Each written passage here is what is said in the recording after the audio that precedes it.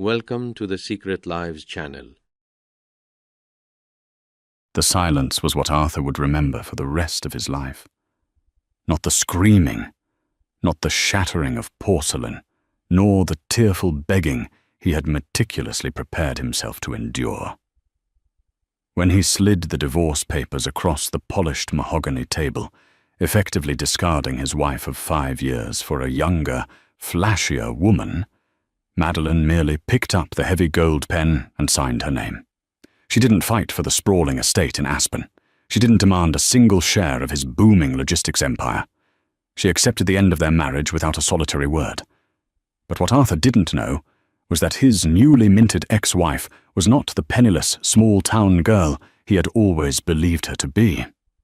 He was about to find out that the woman he had just callously thrown away was the sole heir to the sterling fortune. The offices of Finch, Reynolds and Associates smelled of old money, leather, and impending ruin. It was a scent Arthur Pendleton had grown to love over the past 3 years as his net worth skyrocketed. Sitting in the plush leather chair opposite his high-priced divorce attorney, Gregory Finch, Arthur adjusted the cuffs of his bespoke Italian suit. He checked his Rolex. It was 2:15 p.m. Madeline was late. Beside Arthur sat Chloe Kensington. Chloe was everything Madeline was not: loud, radiant, draped in designer labels, and aggressively ambitious.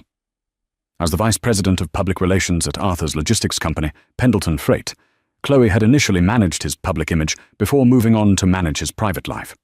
She leaned over, resting a manicured hand with a massive 3-carat diamond engagement ring on Arthur's thigh. "Do you think she's going to make a scene?" Chloe whispered, her voice laced with a potent mix of faux concern and genuine excitement. "I mean, it's not like she has money for a decent lawyer. She's probably going to beg, Arthur. You have to be strong." Arthur patted her hand reassuringly, a smug, paternal smile playing on his lips. "Don't worry, babe. I've prepared a very generous severance package for her. $50,000 and the old Honda Civic. It's more than fair, considering she contributed absolutely nothing to the company." He genuinely believed that. In Arthur's mind, his success was entirely self-made. He had conveniently forgotten the early days in their cramped one-bedroom apartment, when Madeline had quietly sold off pieces of her family heirloom jewelry just to make payroll for his first 3 truck drivers. He had forgotten how she stayed up until 3 a.m., doing the bookkeeping, packing his lunches, and pressing his cheap suits so he could look presentable for bank loans. Over the last 5 years, as Arthur's bank accounts swelled, his memory had selectively shrunk. He now viewed Madeline as a relic of his humble past, a plain, unpolished stone that no longer fit in the glittering crown of his current life. The heavy oak door creaked open, and Gregory Finch's secretary ushered Madeline into the room. Arthur braced himself. He expected red, puffy eyes. He expected a trembling lip. He expected the faded, oversized beige sweater she always wore when she was seeking comfort. Instead, Madeline walked in, wearing a simple, impeccably tailored black trench coat over a crisp white blouse and dark trousers. Her dark hair was pulled back into a sleek, severe bun, highlighting the sharp, aristocratic lines of her cheekbones, features Arthur had somehow stopped noticing. She carried no handbag, only a single, battered, brown leather folio. Her face was an unreadable mask of absolute calm. "Mrs. Pendleton," Gregory Finch said, clearing his throat uncomfortably. He was a ruthless lawyer, but even he felt a twinge of guilt presenting the aggressively one-sided settlement Arthur had demanded. "Please, have a seat." Madeline remained standing. "Miss Sterling," she corrected softly, her voice smooth and devoid of any tremor. "I will be returning to my maiden name." Arthur scoffed quietly, leaning back in his chair. Sterling. It was such an aggressively common name, yet she always said it with a strange sort of quiet pride that used to amuse him. "Right, Miss Sterling," Finch continued, shuffling the thick stack of legal documents. "We are here to finalize the dissolution of your marriage to Mr. Pendleton, as per the prenuptial agreement. There was no prenuptial agreement, Gregory, Madeline interrupted smoothly. Finch flushed. Yes, well, in the interest of an expedited and amicable separation, mister, Pendleton is offering a lump sum of $50,000, title transfer of the 2018 Honda, and he will cover your health insurance for the next 6 months. In exchange, you waive all rights to Pendleton Freight, the primary residence, the vacation properties, and any future spousal support. Do you have legal counsel present to review these terms? Madeline's icy blue eyes finally shifted to Arthur. Arthur sat up a little straighter, squaring his shoulders, ready for the inevitable explosion. He was ready to justify his actions, ready to explain that they had simply grown apart, that he operated on a higher frequency now, that Chloe understood the demands of corporate warfare in a way a simple housewife never could. But Madeline didn't speak to him. She didn't look at Chloe, treating the other woman with the ultimate insult of complete and utter invisibility. Madeline reached out, picked up the heavy Mont Blanc fountain pen resting on Finch's desk, and flipped directly to the last page of the thick document. "Madeline, wait," Arthur said, his brow furrowing in sudden confusion. "You don't want to read it. You don't want to negotiate." She didn't pause. With 3 fluid, elegant strokes, she signed her name, Madeline Grace Sterling. She capped the pen and set it down with a soft click that echoed like a gunshot in the dead silent room. Then she reached into her coat pocket, retrieved her platinum wedding band, and placed it precisely in the center of the signed document. "Keep the 50,000, Arthur," Madeline said. Her tone wasn't bitter. It wasn't angry. It was terrifyingly indifferent. "Consider it a parting charitable donation, and the Honda is parked in the visitor's lot. The keys are in the visor." Chloe let out a breathy, nervous laugh. "Are you crazy? You're walking away with nothing? Where are you even going to live?"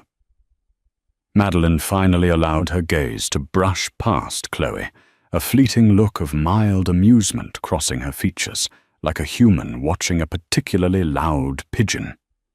She didn't answer. She turned on her heel and walked out of the office, the heavy oak door clicking shut behind her. Inside the office, the silence was suffocating. Arthur stared at the signed paper, the discarded ring gleaming under the warm overhead lights. He had won. He had kept his millions, his company, and his freedom, without spending a single dime on a protracted legal battle. So why did his chest feel so hollow? Why did he suddenly feel an icy spike of dread twisting in his gut? "Well," Finch said, wiping a bead of sweat from his forehead, "that was unusually straightforward. Congratulations, Arthur. You're a free man." "See?" Chloe chirped, squeezing his arm, completely oblivious to the sudden shift in Arthur's demeanor. "I told you she was weak. She probably knows she doesn't stand a chance against us. Let's go celebrate. I made reservations at Le Bernardin." Arthur swallowed hard, forcing a nod. "Yeah, let's go." The weather outside perfectly matched the grim reality of a broken home. A torrential downpour was washing the grey streets of the city, the sky a bruised purple, heavy with rolling thunder. Arthur and Chloe took the private elevator down to the ground floor of the legal building, emerging into the sprawling, marble-floored lobby. Through the towering glass doors, Arthur could see the valet stand, completely overwhelmed by the sudden storm. Dozens of wealthy clients in suits and designer dresses were huddled under the awning, impatiently waiting for their cars. And there, standing entirely apart from the crowd, at the very edge of the curb where the rain was splashing against her ankles, was Madeline. She stood perfectly straight, the collar of her black trench coat turned up against the biting wind. She hadn't bothered to ask the doorman for an umbrella. She was completely exposed to the elements, staring blankly down the rain-slicked avenue. Chloe nudged Arthur, a cruel, triumphant smirk on her face. "Look at her, standing out there in the rain like a stray dog. Do you think we should offer her a ride to the subway station? I wouldn't want her to catch a cold on her first day of poverty." "Leave it alone, Chloe," Arthur muttered, his eyes fixated on his ex-wife's back. The sight of her standing there in the storm was supposed to make him feel powerful, vindicated. Instead, it made his skin crawl with an inexplicable anxiety. He stepped closer to the glass doors, unable to look away. Outside, a low, powerful rumbling sound began to cut through the noise of the pouring rain and the honking traffic. It wasn't the sound of thunder. It was the synchronized, deep-throated growl of massive engines. Suddenly, the chaotic flow of yellow taxis and standard sedans on the avenue was abruptly cut off. 4 black Cadillac Escalades, their windows tinted so dark they looked like moving voids, swerved aggressively into the lane directly in front of the legal building, blocking traffic entirely. Horns immediately began to blare from angry commuters, but they were swiftly silenced as the doors of the Escalades flew open. A dozen men poured out into the rain. They were mountains of muscle, clad in immaculately tailored midnight blue suits, earpieces discreetly tucked into their ears. They moved with terrifying military precision, immediately forming a perimeter around the valet stand, physically pushing the angry, wealthy patrons back towards the building. "Hey, what the hell do you think you're doing?" a man in a bespoke suit yelled, but one of the security men merely shot him a look so lethal the man immediately stepped back, raising his hands in surrender. "Arthur, what is going on?" Chloe gasped, her fingers digging into his bicep. "Is the president in town?" Arthur didn't answer. His breath caught in his throat. Behind the wall of Escalades, a vehicle glided to a halt right in front of where Madeline was standing. It was a customized, armor-plated Rolls-Royce Phantom, painted a deep, lustrous obsidian. It was a car that cost more than Arthur's entire downtown warehouse. The rear door of the Phantom opened. A man stepped out, ignoring the rain that immediately began to pelt his silver hair. Arthur felt all the blood drain from his face, pooling heavily in his feet. His knees actually buckled slightly. He knew that man. Anyone who did business in this state, anyone who read the Forbes billionaire list, knew that face. It was Richard Sterling.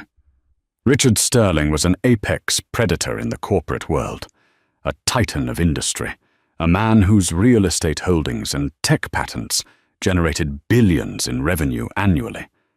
He was notoriously reclusive, ruthless, and possessed a level of power that could crush a mid-sized logistics company like Pendleton Freight with a single phone call.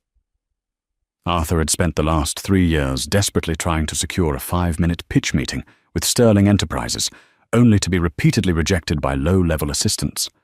What was a billionaire titan doing outside a divorce attorney's office in the pouring rain? Through the heavy glass of the lobby doors, Arthur watched in paralyzed horror as Richard Sterling, a man who moved markets with a whisper, walked directly up to Madeline. He didn't look at the crowd. He didn't look at the lawyers or the valets. He looked only at the soaked woman standing on the curb. Richard Sterling stripped off his custom vicuna wool overcoat and draped it gently over Madeline's shivering shoulders, pulling the lapels tight around her neck. Then, the billionaire reached out and gently brushed a wet strand of dark hair from Madeline's cheek. The stern, terrifying face that graced the covers of business magazines softened into an expression of profound, aching paternal love. Because the security men had pushed everyone back and the traffic had been entirely stopped, the street was momentarily, eerily quiet, save for the patter of rain. Arthur was close enough to the cracked glass doors to hear the billionaire speak. His voice was a deep, gravelly baritone that carried over the wind. "The 5 years are up," Richard Sterling said softly. "The experiment is over. Are you finally ready to come home, princess?" Madeline looked up at the towering billionaire. For the first time that day, the icy mask broke. A small, genuinely exhausted smile touched her lips. She leaned into the older man's embrace. "Yes, father," Madeline whispered. "I'm ready to go home." "Father." The word hit Arthur like a physical blow to the sternum. He stumbled backward, ripping his arm out of Chloe's grasp, his mind frantically trying to process a reality that was rapidly tearing itself apart. Madeline Sterling, the cheap off-brand coffee, The mended sweaters, the quiet, uncomplaining way she had lived in their tiny apartment, the family heirlooms she had sold to fund his business. He remembered the appraiser telling him once that the emerald necklace Madeline had pawned was of museum-quality provenance, but Arthur had laughed it off as a clerical error. She hadn't been poor. She had been hiding. She had been living a regular life, trying to build something real with a man she thought loved her for who she was, not what her family owned. Arthur watched, hyperventilating, as Richard Sterling personally opened the door of the Rolls-Royce for his daughter. Madeline climbed into the plush, leather interior without looking back. Sterling followed her in, and the door slammed shut with a heavy, final thud. The security men seamlessly piled back into their Escalades. Within 10 seconds, the entire phantom convoy peeled away from the curb, disappearing down the rain-slicked avenue, leaving the street entirely empty, save for the stunned crowd. "Arthur?" Chloe asked, her voice trembling. Her usual arrogance had completely evaporated, replaced by a dawning, terrifying comprehension. She wasn't an idiot. She recognized Richard Sterling, too. "Arthur, was she?" Arthur Pendleton stared out into the empty, rainy street, the $50,000 settlement check he had so smugly forced upon his ex-wife, suddenly feeling like a death warrant. He hadn't just thrown away his marriage. He had just declared war on the most powerful family in the city, and they had accepted his terms without a single word. The interior of the armor-plated Rolls-Royce Phantom was a sanctuary of hushed leather and polished walnut, entirely insulated from the raging storm outside. Madeline sat in the plush, heated seat, the faint scent of her father's expensive cedar cologne washing over her. For the first time in 5 years, she let out a breath that didn't feel constrained by anxiety or the burden of pretending. Richard Sterling poured 2 glasses of aged Macallan from the crystal decanter housed in the center console. He handed one to his daughter, his sharp, predatory eyes softening as he took in her pale, exhausted face. "Drink," he commanded gently. "You look like you've been living on instant coffee and tap water." Arthur preferred the generic brand, Madeline replied, her voice raspy, a ghost of a bitter smile touching her lips. He said it built character and kept the overhead low. Richard's jaw tightened, a dangerous muscle ticking beneath his ear. As the CEO of Sterling Enterprises, a conglomerate with aggressive holdings in real estate, international shipping, and telecommunications, he was a man who destroyed rival corporations before his morning espresso. Watching his only child endure half a decade of manufactured poverty for a man as pedestrian as Arthur Pendleton had been pure agony. "The 5-year timeline was your idea, Madeline," Richard reminded her, his voice a low rumble. "You stood in my office at 22 years old, completely defiant. You told me you wanted a marriage built on genuine love, not a corporate merger orchestrated by Goldman Sachs. You begged for the chance to be a nobody, so you could find a man who loved you for your mind, not my money." Madeline took a sip of the scotch, the liquid fire grounding her. "I know, Father, and you gave me your word. You let me walk away with nothing but a fake surname and a modest bank account to prove my point." "And the point has been proven," Richard said, tapping his heavy platinum Patek Philippe watch against the crystal glass. "He failed the test, Madeline. Spectacularly. I have had my security detail running background checks on Pendleton Freight for the last 3 years. The moment his revenue crossed the 10 million mark, he began having affairs. That PR woman, Chloe Kensington, is just the latest in a string of very predictable, very cheap mistakes." Madeline closed her eyes. She had known. Deep down, behind the spreadsheets she meticulously balanced for Arthur, behind the packed lunches and the quiet nights waiting for him to come home, she had seen the receipts, the charges at the Ritz-Carlton, the jewelry from Cartier that never ended up on her neck. She had stayed out of a misplaced sense of loyalty to her own stubbornness, hoping the Arthur she had helped build from nothing would eventually remember who laid his foundation. He hadn't. He had handed her a $50,000 check and a Honda. "I was a fool," Madeline whispered, looking out the tinted window as the Manhattan skyline blurred past them. No, Richard corrected sharply. You were optimistic. That is a flaw we can correct. The question now is, what do you want to do about Arthur Pendleton?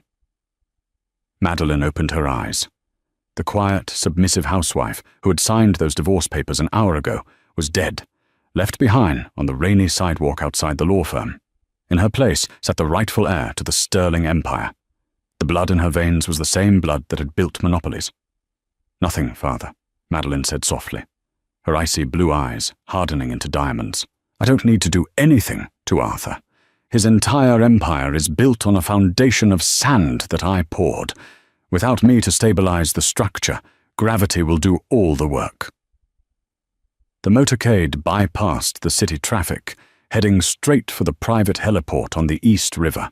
By the time they landed at the sprawling, heavily guarded Sterling estate in Greenwich, Connecticut, a team was already waiting.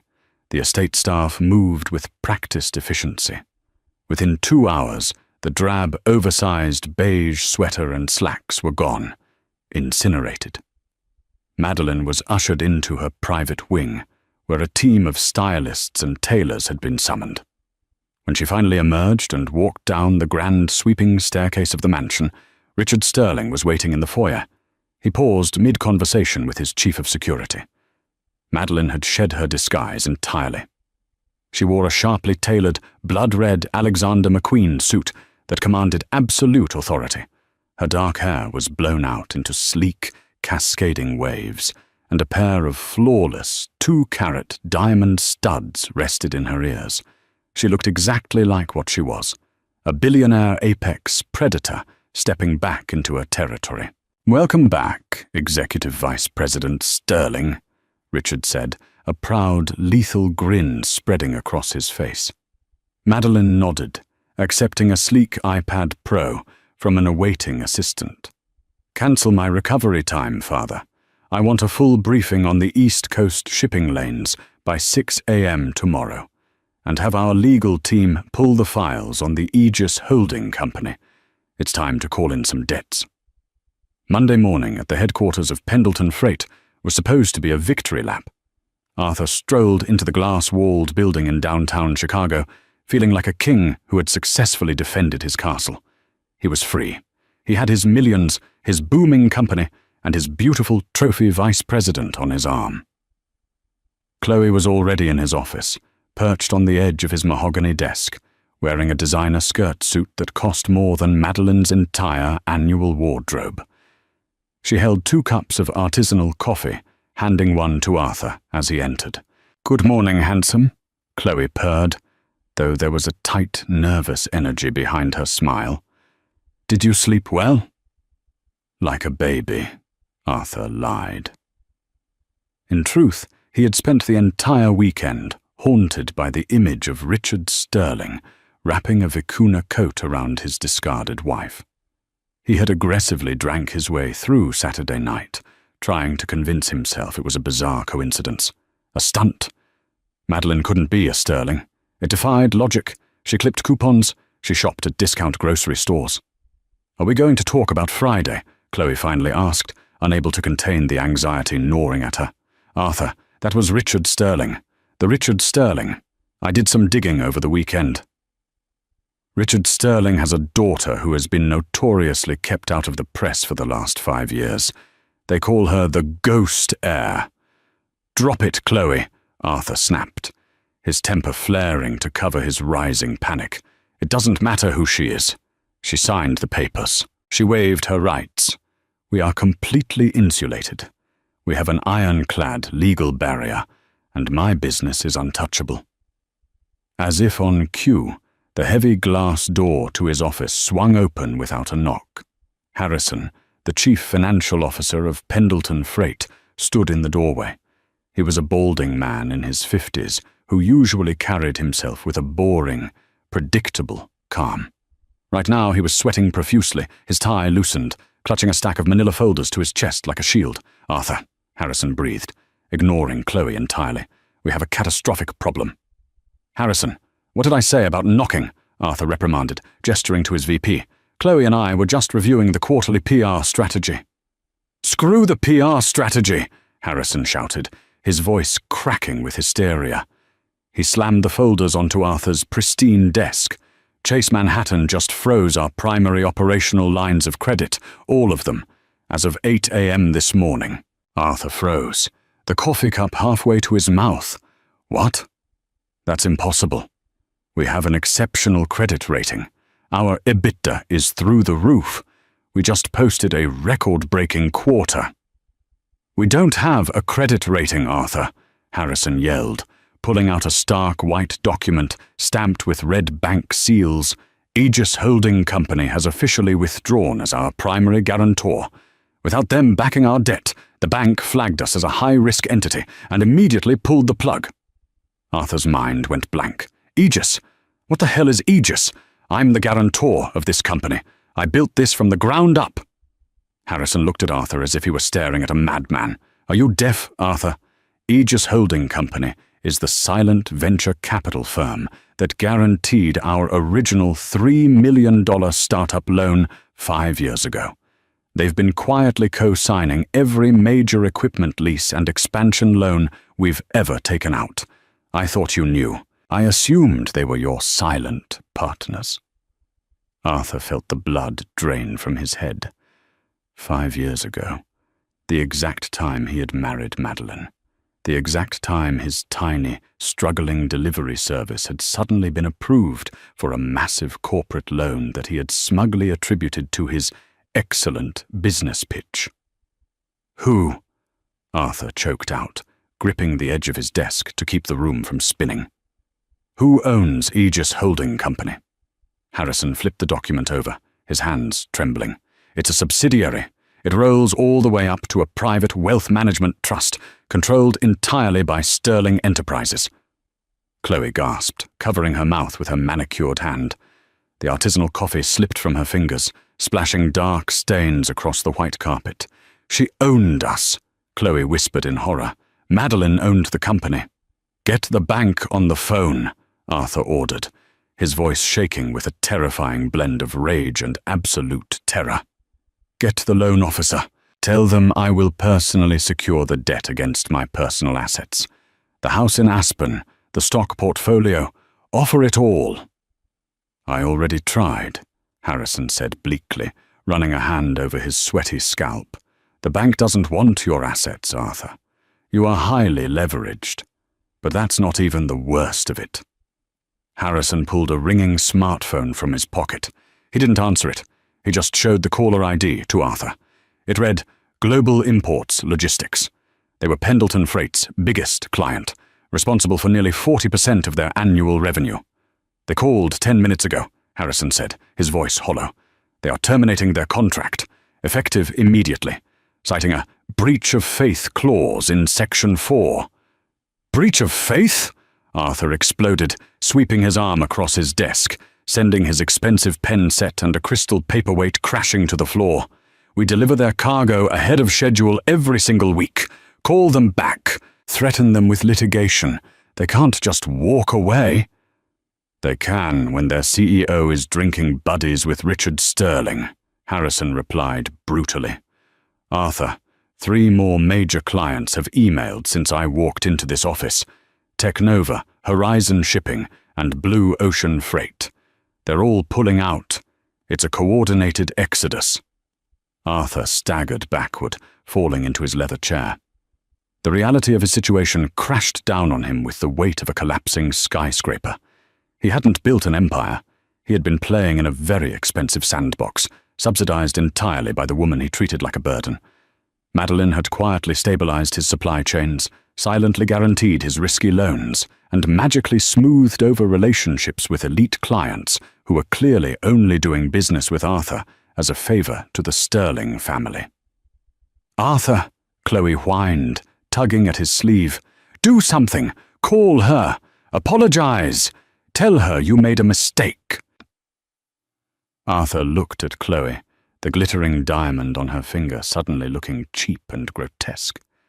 He realized with sickening clarity that the power, the wealth, and the prestige Chloe was so attracted to had never actually belonged to him. He picked up his phone with shaking hands and dialed the number he had deleted from his contacts just 3 days ago. It rang once, twice, 3 times. Then an automated voice clicked on, dripping with cold corporate efficiency. "You have reached the private line of Madeline Sterling, Chief Operating Officer of Sterling Enterprises. This number has been disconnected. Goodbye." The line went dead, leaving Arthur listening to the dial tone of his own destruction. 2 weeks. That was all it took for a 5-year illusion of grandeur to completely unravel. The sprawling downtown Chicago offices of Pendleton Freight were practically a ghost town. Over 60% of the staff had been laid off or had wisely jumped ship to competitors when the payroll checks began to bounce. Arthur sat in his dimly lit office, the power having been reduced to emergency lighting on the executive floor after a clerical error with the utility company, an error Arthur knew was just another tightening of the invisible noose Madeline had slipped around his neck. He looked at his phone. The screen displayed a digital invitation he had purchased through a black market social concierge for an exorbitant $75,000, money he had secured by taking a predatory third mortgage on his Aspen estate. It was an invitation to the annual Global Philanthropic Summit, hosted by the Wellington Foundation at the Plaza Hotel in New York City. The guest list was a closely guarded secret, but the socialite blogs were buzzing with the confirmed attendance of the newly instated Chief Operating Officer of Sterling Enterprises, Madeline Grace Sterling. "Are you sure about this, Arthur?" Chloe asked, pacing nervously by the floor-to-ceiling windows. The aggressive confidence she had possessed just a fortnight ago had evaporated. She was wearing a skin-tight, sequined Versace gown that had cost a fortune, yet in the grim lighting of a dying company, it just looked desperate. "We're hemorrhaging money. Flying to New York, the hotel, this ticket my credit cards are maxing out." "We don't have a choice," Arthur growled, adjusting the collar of his Tom Ford tuxedo. The suit used to make him feel invincible. Now it felt like borrowed armor. "She's freezing me out. Her lawyers won't return Gregory Finch's calls. The banks won't touch me. The only way to stop this bleeding is to get her face to face." "Madeline is soft, Chloe. You didn't know her like I did.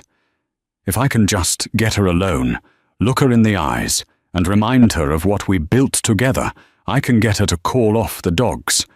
She owes me that." Chloe stopped pacing, her eyes narrowing. "She owes you?"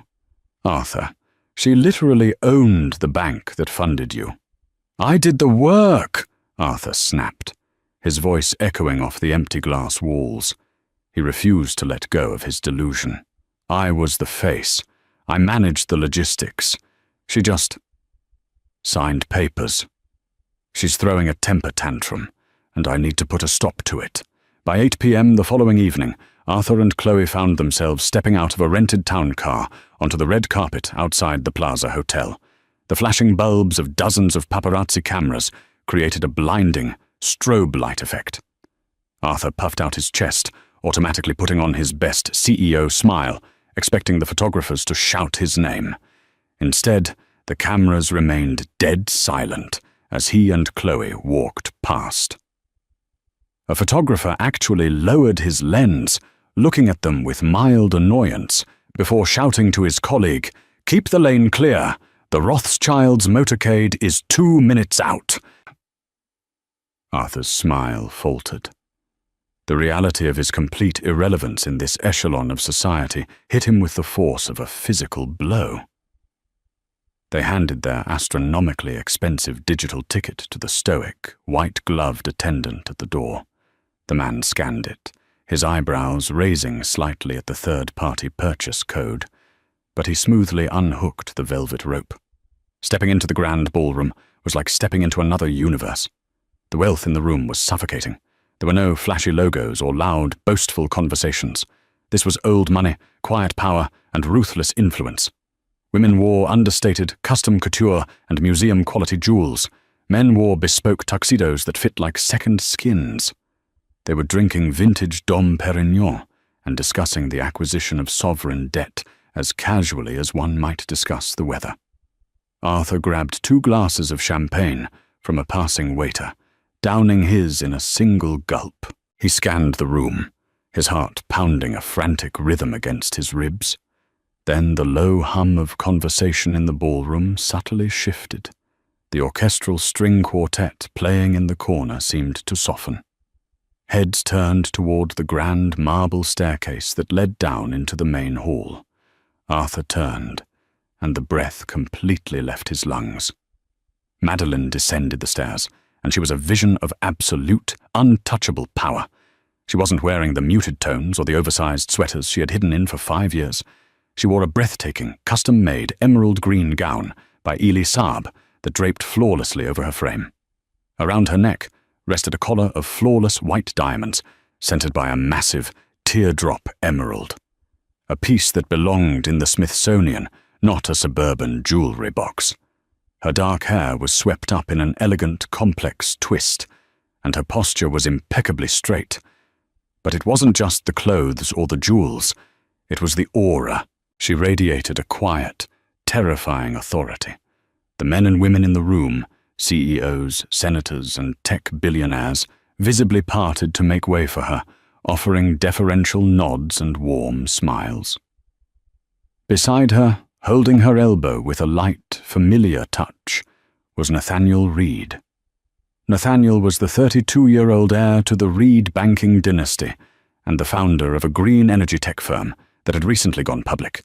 He was devastatingly handsome, fiercely intelligent, and possessed a net worth that tripled Arthur's wildest fantasies.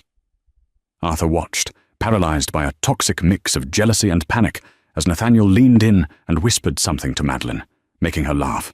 It was a genuine, bright laugh, a sound Arthur hadn't heard from her in years. "Is that her?" Chloe whispered, shrinking slightly into Arthur's side, painfully aware of how cheap her sequined dress looked compared to the elegance surrounding them. "Arthur, she looks like royalty." "She's just a woman," Arthur hissed, though his voice trembled. The whiskey and champagne were fueling a desperate, reckless courage. "Wait here." Before Chloe could stop him, Arthur pushed his way through the crowd of billionaires and socialites. He ignored the irritated glares of a French diplomat and sidestepped a famous tech mogul, his eyes locked entirely on Madeline. She was standing near an ice sculpture, casually discussing international trade tariffs with the CEO of a global shipping conglomerate. "Madeline?" Arthur barked, his voice entirely too loud for the hushed elegance of the room. The conversation around Madeline stopped immediately. The shipping CEO blinked, looking at Arthur as if a cockroach had just crawled onto the buffet table. Nathaniel Reed's jaw tightened, his tall frame subtly shifting to place himself between Madeline and the approaching disruption. Madeline, however, didn't flinch. She slowly turned, her icy blue eyes locking onto Arthur. There was no anger in her gaze. There was no hurt. There was only a terrifying, clinical indifference. "Mr. Pendleton," Madeline said, her voice smooth, perfectly modulated, and utterly devoid of warmth. "I see you found a way past the service entrance. To what do we owe this interruption?" Arthur stopped a few feet away, suddenly hyper-aware of the heavy silence that had fallen over their corner of the ballroom. Elite eyes were watching him. "Maddie, please, I need to talk to you, alone."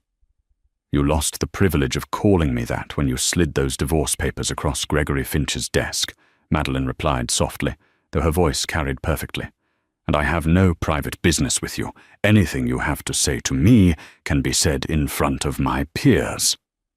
Arthur flushed, anger warring with his desperation. "You're destroying my company. You pulled Aegis. You called off global imports. You're systematically dismantling everything I built." "Everything you built?" Nathaniel Reed interjected, his voice a low, mocking drawl. He looked Arthur up and down with aristocratic disdain. "From what I read in the financial briefings, Pendleton Freight was a sinking ship propped up entirely by sterling capital. You didn't build an empire, mate. You were just house-sitting." A few low chuckles rippled through the surrounding crowd of elite onlookers. Arthur's face burned a dark, ugly red. "Stay out of this," Arthur spat at Nathaniel, before turning his desperate eyes back to his ex-wife. "Madeline, we were married for 5 years. 5 years. You lived in my house. You slept in my bed. You can't just flip a switch and turn into this monster. I know the real you. The girl who packed my lunches and clipped coupons. I know you still care." Madeline tilted her head slightly, looking at Arthur as if examining a deeply flawed piece of machinery. "You don't know the real me, Arthur." "You never did," Madeline said, her voice dropping to a whisper that commanded complete attention. "You saw what you wanted to see. A compliant, quiet asset that demanded nothing and provided everything. I gave you 5 years of unwavering loyalty to see if you had the character to match your ambition. You failed the stress test." She took a slow step forward, the emeralds at her throat catching the light of the crystal chandeliers. "I am not a monster, Arthur. I am a market correct." "Section," Madeline stated coldly. "Aegis Holding Company is not a charity. We guarantee loans for competent ethical leadership. Once you removed me from the equation, your company was re-evaluated, and you were found grossly negligent. As for your clients, they simply prefer doing business with people they trust. You broke trust. Now you pay the toll." Arthur felt his chest tightening, his breath coming in shallow gasps. He played his final, pathetic card. "I'll give you half. I'll rip up the settlement. You can have half the company. Just call off the banks." Madeline actually smiled, but it was a smile devoid of any joy, a shark baring its teeth. "Half of 0 is still 0, Arthur," she said softly. "Keep your little logistics company, whatever is left of it by Friday anyway. Now, if you'll excuse me, I have actual titans of industry to speak with." "Nathaniel?" She turned her back to him, offering her hand to Nathaniel Reed, completely dismissing Arthur from her reality. "Wait, you can't do this to me!" Arthur yelled, lunging forward, his hand reaching out to grab her bare shoulder. He never made contact. Before his fingers could even brush her skin, 2 massive men in flawless tuxedos materialized from the crowd. One caught Arthur's wrist in a grip like an industrial vice, twisting it just enough to send a blinding shot of pain up his arm, forcing him to his knees. The other stepped in front of Madeline, shielding her entirely. "Sir," the security man said, his voice a low, lethal hum. "You are leaving. Now." Across the room, Chloe watched in abject horror as Arthur Pendleton, the man she had banked her entire future on, was dragged to his feet by his collar and forcefully escorted out of the ballroom, paraded past the whispering billionaires like a common thief. Madeline didn't even turn around to watch him go. She simply took a sip of her champagne, the crystal clinking softly against her diamond rings, the sound ringing the final death knell of Arthur's empire. Autumn arrived in Chicago, with a bitter, biting wind that stripped the trees bare, perfectly mirroring the state of Arthur Pendleton's life. It had been exactly 90 days since the gala at the Plaza Hotel. 90 days since Arthur was physically escorted out of the elite stratosphere and thrown back down to the concrete reality he had so arrogantly believed he had outgrown. The descent had been neither slow nor graceful. It was a terminal free-fall. Arthur sat on a plastic chair in the sterile, fluorescent-lit hallway of the Cook County Bankruptcy Court. He was wearing a suit, but it wasn't the bespoke Tom Ford he had worn to the plaza. That had been seized, along with the Aspen estate, the downtown penthouse, the Rolex, and the fleet of leased company vehicles.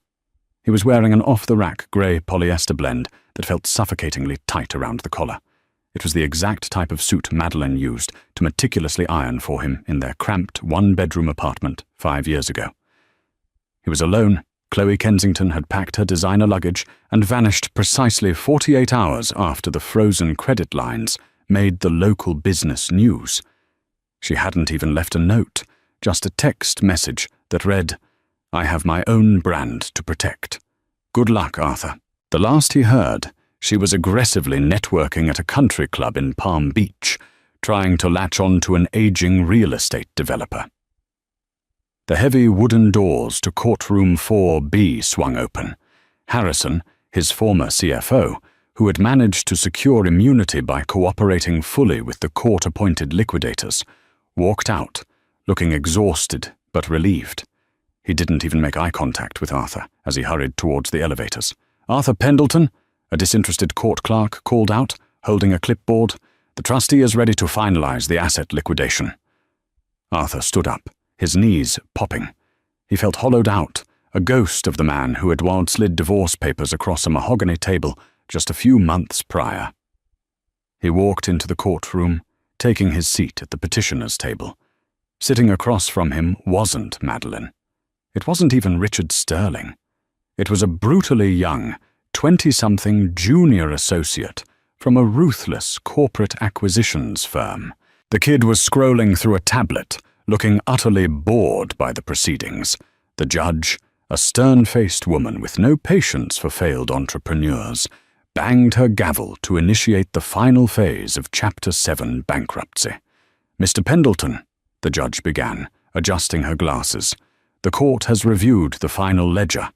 Pendleton Freight's outstanding debts far exceed the value of its liquidated physical assets. Your personal assets have been seized to satisfy the secondary creditors. We are here to formalize the sale of the company's remaining intellectual property, client lists, and operational licenses to the highest bidder." Arthur stared blankly ahead. He had nothing left to fight with. "Who bought it?" he rasped, his throat dry. The junior associate across the aisle finally looked up, offering a tight, professional smile that lacked any genuine empathy. "A subsidiary of Sterling Enterprises, Your Honor, the Aegis Holding Company." Arthur flinched as if he had been struck. Aegis, the very firm that had quietly built him up, was now here to scavenge his bones. "For how much?" Arthur demanded, his voice cracking. "My logistics network was worth $30 million at its peak.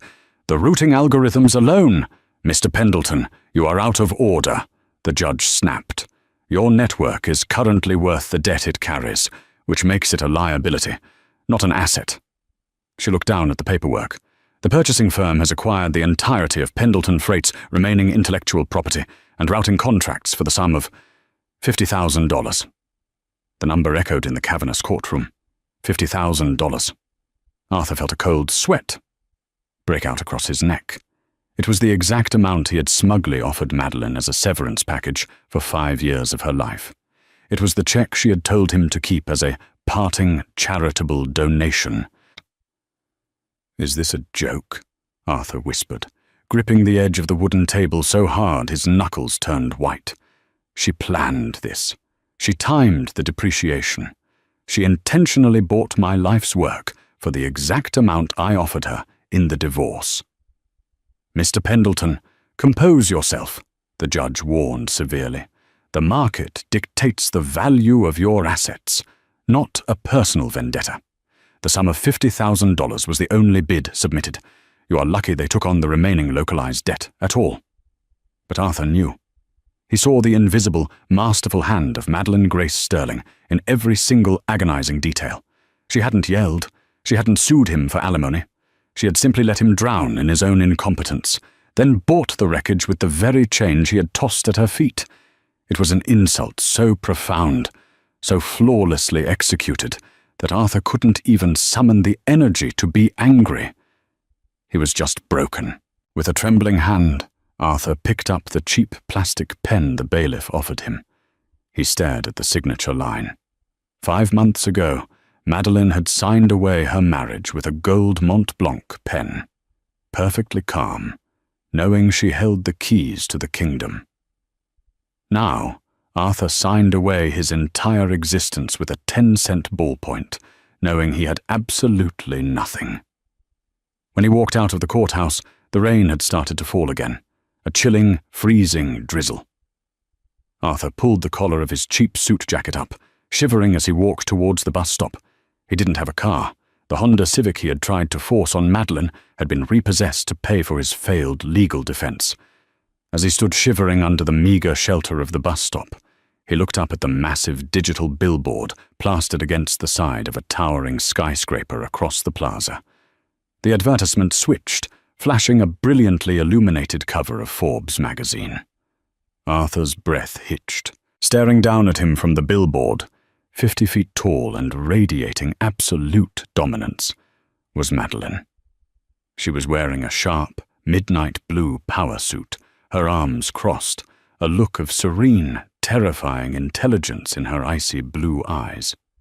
Beside her stood Nathaniel Reed, looking at her with a mixture of deep respect and undeniable adoration. The headline, emblazoned in bold white letters across the billboard, read, "The New Architects of Industry. Madeline Sterling and Nathaniel Reed announce historic corporate merger and engagement." Arthur stared at the woman he had called boring, the woman he had discarded because she didn't fit his cheap, flashy vision of success. He watched the rain streak down the glowing digital image of her face, realizing with absolute clarity the magnitude of his mistake. Madeline had never been a passenger in his life. She had been the engine, and when he uncoupled her, he hadn't left her behind. He had simply severed his own brakes on the edge of a cliff. The city bus groaned to a halt in front of Arthur, splashing a wave of cold, dirty street water against his slacks. He didn't even flinch. He just pulled a crumpled dollar bill from his pocket, stepped onto the bus, and took a seat in the back, entirely swallowed by the shadows, while the princess of the Sterling Empire continued to shine brilliantly above the city skyline. Arthur Pendleton's story is a brutal testament to the dangers of unchecked hubris and the fatal flaw of underestimating quiet strength. He was blinded by the superficial trappings of success, mistaking the flashy aesthetic of wealth for the actual mechanics of power. In discarding Madeline for someone loud and ambitious, he threw away the very foundation that kept his fragile empire standing. Madeline's vengeance was so devastating precisely because it wasn't born of malice, but of clinical withdrawal. She simply stopped doing the invisible labor that kept him afloat. The story concludes not with a dramatic screaming match, but with the cold, hard mathematics of reality.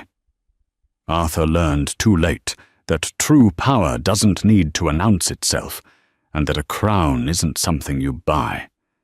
It is something you inherit, protect, and wield with terrifying precision.